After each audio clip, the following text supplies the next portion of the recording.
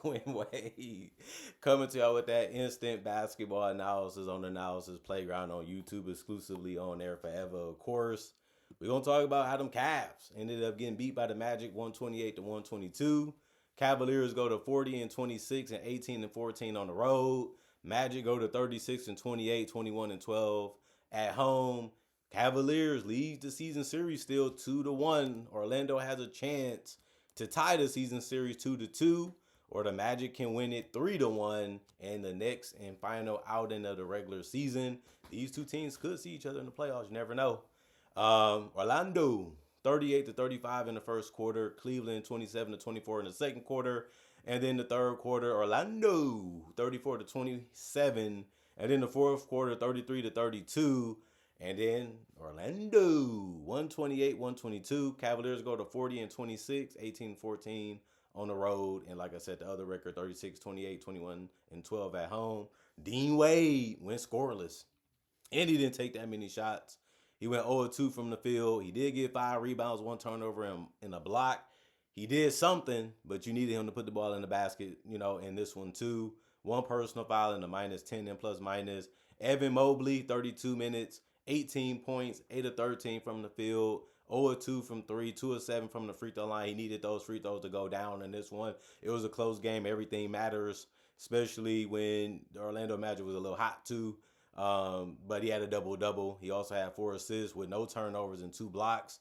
We know what type of defender he can be, but the Magic was coming at him and forcing him to make decisions, and they got some benefits with him fouling a lot in this one. But it was good that he didn't foul out, but it cut his impact a little bit because he couldn't stay on the floor sometimes. But he did have 5 offensive boards. Out of that 13, it was a -5 and plus minus. James Harden, 37 minutes. That ended up being the most on the team. No surprise there. He's a big part of what every team he on usually does. So he had a big number in points. I liked his shot selection. I like what he was trying to do offensively in this game when it came to scoring the basketball.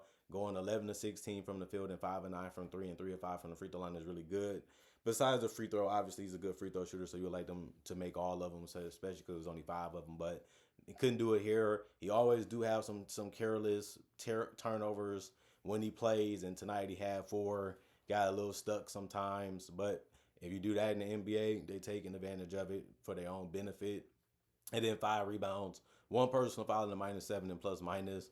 Donovan Mitchell, 36 minutes, 25 points, 9 to 24 from the field, 4 of 13 from 3. He had iffy shot selection. A lot of the shots he was just settling, he was just forcing. I know these are shots that he feel like he can make and he think he can make, but you got to get better shots, especially when you're trailing or you're trying to win the game. I know some of them he had to work a little hard for, but just him firing them up wasn't a good decision in this one, especially when you have the team that he has this season in the last couple of years, especially since he's been in Cleveland, and a little bit of late Utah. 5 rebounds, 5 assists, 3 turnovers in the steal, 2 offensive rebounds, 1 personal foul in the 0 and plus minus. Sam Merrill did his job, hit the wide open shots, take it to the basket when you can, or get close to it. 30 minutes, 13 points, 5 of 8 from the field, 2 of 5 from 3, 1 of 2 from the free throw line, 4 rebounds, 2 assists, no turnovers in the steal, 1 offensive board, 4 personal fouls in the -1 and plus minus. Thomas Bryant, 19 minutes, 12 points. He did a good job of scoring in the basket. He could have did an even better one, but he missed a couple. He usually does that. Not a big surprise. But he also went 1 of 4 from 3. I guess. So he went 3 of 3 from the free throw line, had 5 boards, no turnovers in the block. It still was a good game for those reasons. He did have 3 offensive boards, and the personal foul was a +1 and plus minus.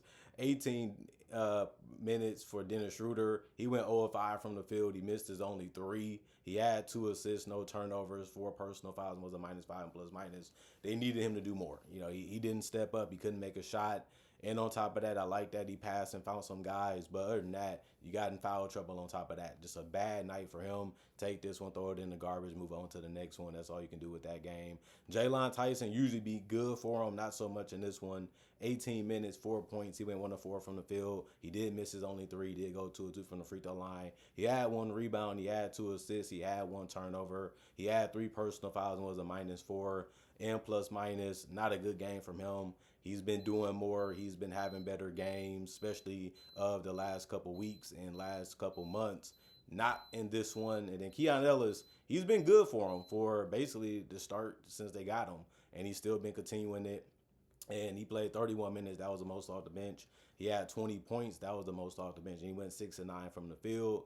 Took the most shots off the bench. And if he was making them like he was tonight, he should. And then he went 5 of 8 from three. That's something that he has to do. They need the spacing. They need guys that can do that for him. That's why they believed in him, because he can also guard multiple positions and get some good active plays on the ball. He went 3 or 4 from the free throw line, 1 steal, 1 block, no turnovers, 1 assist, 4 rebounds. A spectacular game from him. Did everything they needed him to do out there. And he only had 2 personal fouls, and he did get 1 offensive board, was a +1 and plus minus. And then you look at the Orlando Magic. Pablo Banchero, every starter in Orlando Magic ended up getting double figures in points. Paulo ended up getting 25 in 37 minutes. I like that. He did that, and they needed it. He came out shooting and scoring the right way. The jump shot still needs a little bit more work on it, especially from three. But at least he's showing you that I take it. I feel like I can make it. I'm doing the right things to be able to make it. We're just not seeing the results happen enough. But other than that, 8 of 18 from the field, 2 of 6 from three, 7 of 9 from the free throw line.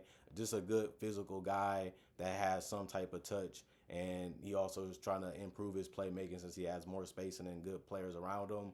He's trusting them more, and he's letting them do their thing a little bit more. You do have to do that as a star player, so everything don't come to you, because if it goes that way, you got to get rid of the ball anyway unless you're turning it over.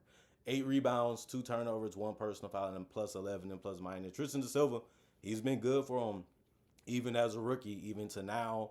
34 minutes, 23 points, did a good job of driving, did a good job of finishing, did a good job of not avoiding contact.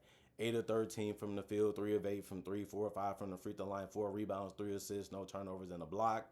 2 personal fouls and a +5 and plus minus for him. Wendell Carter Jr., 35 minutes, 11 points, 4 of 7 from the field, 1 of 3 from the three-point line, 2 of 6 from the free throw line, 11 rebounds. That's a double-double for him. He had missed some easy ones that was wide open. But other than that, he did a good job of scoring the basketball efficiently, and he also had 4 assists. If he didn't have a shot he got rid of it instead of forcing something up. He did have a block, 3 offensive boards, 4 personal fouls, and was a +7 and plus minus. Desmond Bane, 36 minutes, 35 points.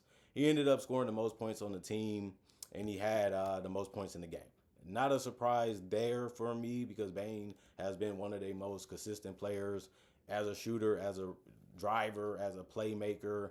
And he did all of those things at a high level tonight. 12 of 19 from the field, 2 of 3 from the three-point line, 9 of 10 from the free throw line, 6 rebounds, 6 assists, no turnovers, 1 steal, 1 offensive rebound, 5 personal fouls, and a +3 and plus minus. And then Jalen Suggs, 32 minutes, 12 points. I like his defense. I like his ability to space and be a threat from the three-point line, and also be able to drive and kick, or drive and collapse the defense. 4 of 9 from the field, 1 of 5 from three. Of course, you would like him to shoot the three ball a little bit better in the next couple games than he did in this one. But other than that, 3 of 3 from the free throw line, 2 rebounds, 4 assists, 3 steals. And then he had 2 turnovers and 3 personal fouls, and finished as a +3 and plus minus. The bench didn't play that much, but they did what they could when they was out there. Jett Howard, 22 minutes, 8 points. He went 3 of 5 from the field, 2 of 3 from the three-point line. That's a good shooting game. He also had 4 rebounds, 1 assist, 1 turnover, and a block. He did end the game with 4 personal fouls. That was the worst thing he did in this game. But he still did finish as a +8 and plus minus. Javon Carter, he ended up leading the bench and scoring with 9 points. He went 3 of 7 from the field and 1 of 5 from three. I think that was the problem, is a lot of his threes was wide open, and he still couldn't make them. And he is a decent three-point shooter, but he just couldn't make them tonight. He went 2 of 2 from the free throw line. He had 2 assists, no turnovers, or still in the block. 1 personal foul and a -1 and plus minus. Noah Penda, 11 minutes, 4 points. He went 2 of 4 from the field, 0 of 2 from three, 2 rebounds, 1 assist, no turnovers, 1 offensive board, 2 personal fouls, and a -5 and plus minus. Mortiz Wagner, 13 minutes. He ended up making a free throw, missed the other one, finished 0 of 3 from the field. He had 5 rebounds. That ended up being the most off the bench. He had an assist, a turnover, and a steal. Some of his defensive things he was doing out there was questionable, and he conceded some baskets. Other than that, he couldn't really make a shot in this one, and he did help him on the glass, and he did try to call out certain things, but he also blew some coverages himself. 2 offensive boards, 1 personal foul, -1 and plus minus. 52% from the field for the Magic, 49% for the Cavaliers. 34% for the 3-point line for the Magic, 39% for the Cavaliers, and then 65% from the free throw line for the Cavaliers. On 26 attempts, they got to shoot better than that, especially in a close game. 37 free throws taken by the Magic, which is a crazy amount. 76% for them, but I mean, they shot 11 more free throws, and they shot it better than the Cavaliers. Like I said, the defense has to be adjusted. Somebody really has to do better on the perimeter in the paint because that's just too many free throws to give up against anybody. Both teams did have 42 rebounds, 29 assists for the Magic, 24 for the Cavaliers, 6 turnovers for the Magic, 9 for the Cavaliers, 6 steals for the Magic, 3 for the Cavaliers, 4 blocks for the Magic, 5 for the Cavaliers, 8 offensive rebounds for the Magic, 12 for the Cavaliers, 34 defensive rebounds for the Magic, 30 for the Cavaliers, 23 personal fouls for the Magic, 22 for the Cavaliers. And the Magic win it. I mean, this was an important game for the Magic. They trying to get 10 games above 500. They trying to end their season the best way they can. And Cleveland is a worthy opponent. They've been playing good basketball. They've been a tough team to beat as well. They haven't been healthy. Obviously, Jaren Allen and those guys are out. But they don't care because the Magic saying we got Franz out. Y'all got all-star caliber out. We got player out. We do too. So let's go out here and duke it out, see what's popping, see what happens, see who can get the better of each other. The Magic play better defense sometimes, and they also made some good threes when they matter, even in that third quarter, especially towards the end of it. And then they was able to keep it going for the rest of the game. Every time they got close, they was able to say, no, you're not winning this game. We've been winning it. We feel like we're better, and we're going to show it. And then Desmond Bain hit the fadeaway type of three with the lean in it, splashed that thing, and that was basically the death of the Cavaliers' hope of winning this one. Comment, like, subscribe, share. Hit the notification bell to get that analysis when it first come out. Of course, y'all stay blessed up. Y'all stay good. Peace. And I'll see y'all later today, hopefully more analysis.